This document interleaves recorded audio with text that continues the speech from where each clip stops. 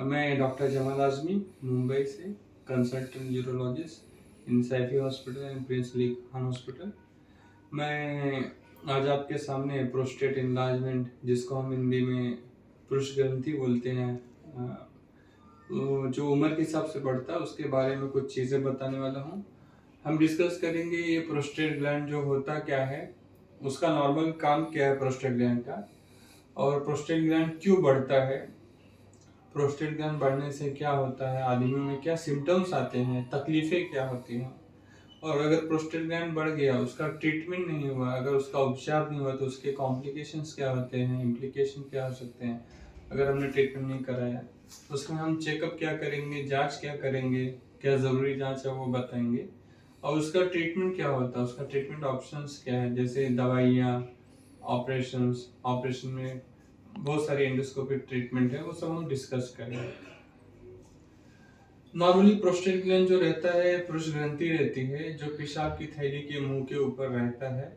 25 से 30 ग्राम का उसका वजन रहता है। एक आलमंड शेप वॉलनट शेप का रहता है। उसका काम क्या रहता है, प्रोस्टेट ग्लैंड जो रहता है प्रोस्टेटिक सिक्रीशंस बनाता है।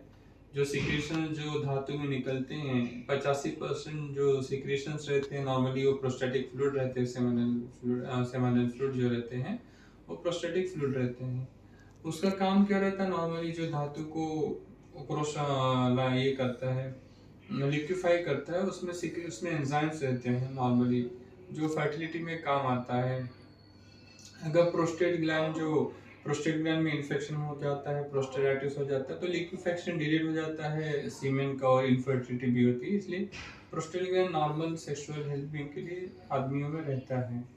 प्रोस्टेट ग्लैंड जो पेशाब की थैली के मुंह पे रहने की वजह से, जैसे 40-45 की उम्र जब बढ़ती है तो वो पेशाब का रास्ता जो है थोड़ा पतला कर देता है, और पेशाब का रास्ता पतला होने की वजह से क्या होता है, जो पेशाब की पाइप रहती है वो पतली हो जाती है, तो पेशाब आने में तकलीफ हो जाती है।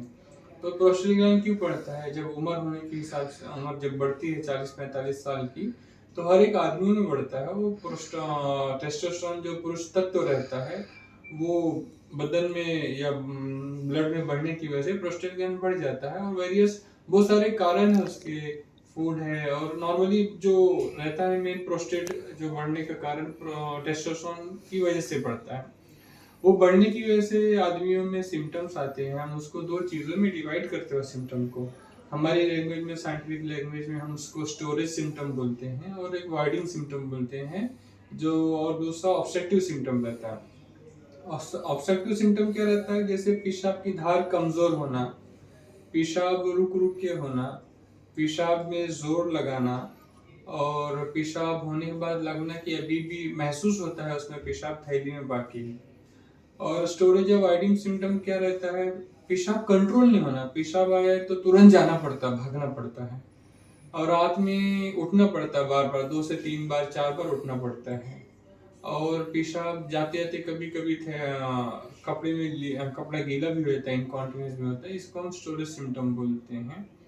और अगर हम इसको ट्रीटमेंट नहीं किए तो कॉम्प्लिकेशंस क्या होते हैं, प्रोस्टेट ग्लैंड जब बढ़ता है तो पेशाब की थैली में पेशाब रुकने की वजह से रेसिड्यू स्टोरेज बढ़ जाता है। रेसिड्यू बढ़ने की वजह से अगर आदमी को डायबिटीज है, जैसे उम्र ज्यादा रहती है तो इम्यूनिटी कम हो जाती है, तो इन्फेक्शन हो जाता है, यूटीआई हो जाता है, यूरिन ट्रैक इन्फेक्शन हो जाता है। ज्यादा दिनों से प्रोस्टेट अगर इलाज है और ट्रीटमेंट नहीं लिया है, पेशाब रुकता है थैली में, पेशाब रुकता है थैली में, उसकी वजह से क्या होता है, कैल्शियम डिपोजिशन हो जाता है प्रोस्टेट बढ़ने की वजह से, तो फिर पेशाब की थैली में स्टोन हो जाता है, ब्लैडर स्टोन हो जाता है। और अगर पेशाब रुक गया है और वो किडनी पे जा रहा है तो किडनी में सूजन हो जाती है, तो बायलेटरल दोनों साइड में हाइड्रोनेफ्रोसिस, हाइड्रोयूरेटर हो जाता है। और ज्यादा दिनों तक पेशाब रुका रहे तो किडनी फेल होने के भी चांसेस रहते हैं। तो इसका ये कॉम्प्लिकेशंस रहता है। इसमें नॉर्मली पेशेंट प्रेजेंट करता कैसे करता है कि बहुत बार सडनली क्या होता है, पेशेंट का पेशाब रुक गया, पेशाब रुक गया तो उसमें दो टाइप के पेशेंट होते हैं। पेशेंट को पेशाब रुकता है, बहुत दर्द होता है, एक्यूट यूरिनरी रिटेंशन बोलते हैं, कि अचानक से पेशाब रुक गया है। पेशाब रुक जाता है क्योंकि प्रोस्टेट बड़ा रहता है और इस्चीमिया वगैरह होता है, उसकी ब्लड सप्लाई थोड़ा कम हो जाती है तो सूजन आ जाती है, तो पेशाब रुक जाता है। ये मेन कारण, ये मेन सिम्टम रहता है जब आदमी को पता चलता है कि उसका प्रोस्टेट बढ़ गया और पेशाब रुक गया है। इसमें हम ट्रीटमेंट क्या करते हैं, उसके पहले हम जान लेंगे कि दवा जांच क्या करते हैं। हम नॉर्मल ब्लड इन्वेस्टिगेशंस करते हैं, पीएसए लेवल चेक करते हैं, यूरिन रूटीन चेक करते हैं कि कुछ पेशाब में इन्फेक्शन तो नहीं है, और एक सोनोग्राफी करते हैं किडनी यूरेटर ब्लैडर का। सोनोग्राफी में देखते हैं प्री वाइड पेशाब करने के पहले ब्लैडर कितना भरा है, और पोस्ट वाइड पेशाब करने के बाद देखते हैं कि पेशाब की थैली में कितना पेशाब बाकी है। प्रोस्टेट बढ़ने की वजह से जो पेशाब खाली नहीं हो रहे वो देखते हैं। नॉर्मल 10 से 15% रेसिड्यू नॉर्मल रहता है, लेकिन 25-30% से ज्यादा रेसिड्यू अगर थैली में है तो मतलब प्रोस्टेट बढ़ा हुआ है। दूसरी चीज क्या रहती है, हम यूरोफ्लोमेट्री करते हैं। कंप्यूटर की मशीन रहती है, उसमें जाके पेशाब करना रहता है और हम पेशाब की धार चेक करते हैं। तीसरा क्या रहता है, हम पीएसए लेवल चेक करते हैं, और उसके बाद अगर ये देखकर और सिम्टम्स देख के हम क्वांटिफाई करते हैं आदमी का जो सिम्टम है, माइल्ड है, मॉडरेट है, सीवियर है। माइल्ड में नॉर्मली हम बोलते हैं पानी कम पीजिए, डाइट मॉडिफिकेशन कीजिए और स्टूल सॉफ्टनर लीजिए, तो नॉर्मली पेशेंट के सिम्टम रिकवर हो जाते हैं। मॉडरेट और सीवियर में हमको मेडिसिन चालू करना पड़ता है, जो प्रोस्टेट के ग्लैंड जो बढ़ता है उसका सूजन कम करता है, और उसमें हम अल्फा ब्लॉकर बोलते हैं, जैसे टमसिलोसिन है, सिलोडोसिन है, उसके साथ कॉम्बिनेशन ट्रीटमेंट रहता है। मिनिमम 6 महीने से 2 साल तक मिनिमम इसका ट्रीटमेंट चलता है मेडिसिन का। दवाइयों को कुछ साइड इफेक्ट भी रहते हैं, वो हर एक पेशेंट के अलग अलग सिम्टम्स उसके साइड इफेक्ट महसूस होते हैं, तो वो अलग बात है।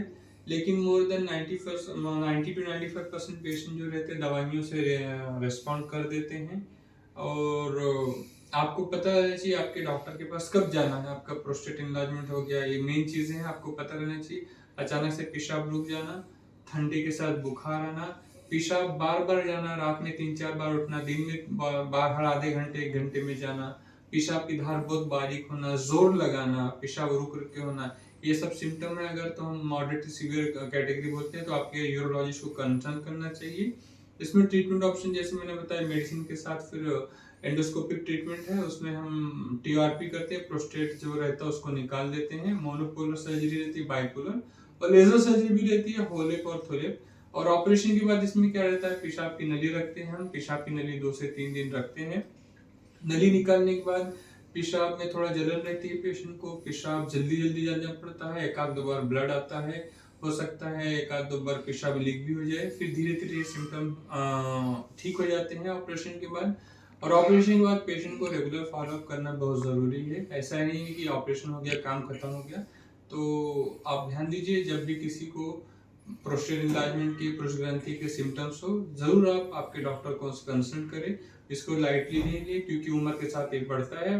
50 साल की उम्र में 50% लोग को हो जाता है, 80 साल की उम्र में 80 से 90% लोग को बढ़ता है। इसलिए हर एक पुरुष को ग्रंथि रहती है, उम्र के हिसाब से वो बढ़ता है, इसलिए इसको लाइटली नहीं ले। जब ये सिम्टम्स हो, इन्फेक्शन आना, बुखार आना, पेशाब रुक जाना, पेशाब बार बार जाना और किडनी में सूजन आना, तो जरूर आपके यूरोलॉजिस्ट को कंसल्ट करें। शुक्रिया, थैंक यू।